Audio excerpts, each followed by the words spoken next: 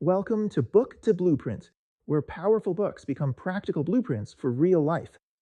You do not need more information, you need execution. This is Book to Blueprint. All right, welcome. What we're doing here is taking Dr. Judy Morley's fantastic book and turning it into something you can actually use, a real actionable blueprint for leaders. Okay, so let's jump right in. This is all about a really powerful framework designed to help you get the results you want without, losing your cool in the process.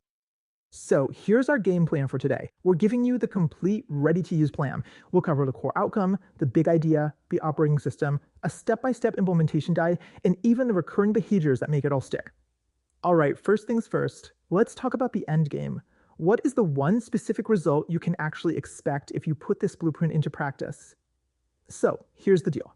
The whole point of this is to get you to a place where you can confidently handle disagreements, and not just handle them, but actually turn them into a productive force that gets results. You'll do it all by being clear, direct, and kind. No more feeling like you have to choose between being a pushover or, well, the B word. Okay, so what's the big idea that makes all of this tick? Well, it really starts with a pretty fundamental shift in how you think about conflict. And that big idea is something called productive conflict. Look, most of us see conflict as a bad thing, right? Something to avoid. This flips that on its head. It says conflict isn't a threat, it's actually necessary. It's the engine for growth and finding way better solutions. In fact, leadership expert Patrick Lencioni points out that the total absence of conflict is a huge red flag for a team. Healthy teams need it to challenge ideas, poke holes in things, and ultimately find the best way forward. And this John Lennon quote, it just nails the mindset you need. Everything will be okay in the end. If it's not okay, it's not the end. You have to have this deep down belief that working through the tough stuff is always moving you forward, not backward. Okay, so every good system has an operating system, right? A set of rules that makes everything run. So now let's get into the foundational principles that govern this whole framework. These 5 steps, this is your toolkit. They're the core strategies that form the absolute backbone of this system. You've got anticipating problems, setting clear expectations, accountability, overcoming resistance, and even ending things productively when you have to. If you can get a handle on these 5 things, you're pretty much ready for anything. All right, now for the really good stuff. This is the how-to guide. We're going to break down exactly how you implement this piece by piece in 3 clear, actionable phases. Phase 1 is all about building your foundation, and this is so key. It all starts with you. The big insight here is that you simply can't manage conflict out there with your team until you've gotten a handle on your own internal world, your own emotional environment. And this table gives you a super practical way to start. Notice where the focus is? It's all on you. First, build your emotional intelligence, your EQ. Know what triggers you. Then, find what's called your zone of genius, the steps you're great at and that actually gives you energy. And maybe most importantly, learn to set boundaries. Learn to say no to protect that time and energy. This is the bedrock for handling everything else. Okay, foundation's built. Now we move into phase 2, which is all about setting the stage. This is where you create an environment on your team that actually prevents a lot of that unnecessary, unproductive conflict from ever even starting.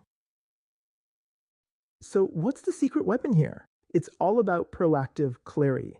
It means using awesome tools like premortems, where you literally get together and imagine the project has already failed to figure out how to prevent it. It's about having a crystal clear vision and using a structured way to assign tasks. The goal is to make sure expectations are so clear from the get-go that there's just no room for confusion. And that brings us to phase 3, managing in the moment. Because look, no matter how well you prepare, disagreements are going to happen. So this phase gives you the tools to handle them as they come up, but to do it productively and directly. This right here, this is all about action.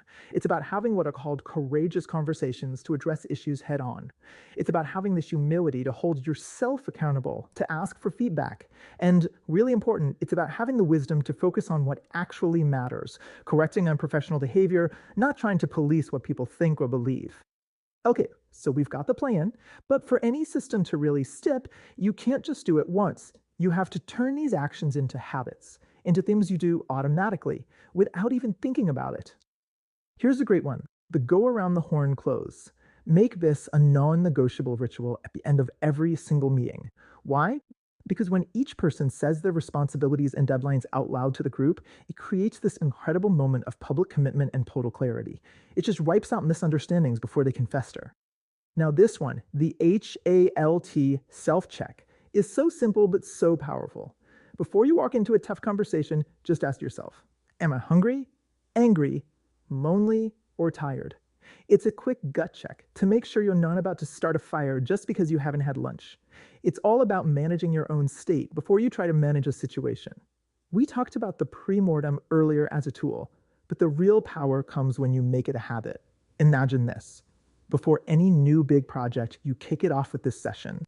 By doing that every time, you're basically hardwiring proactive problem solving right into your team's culture.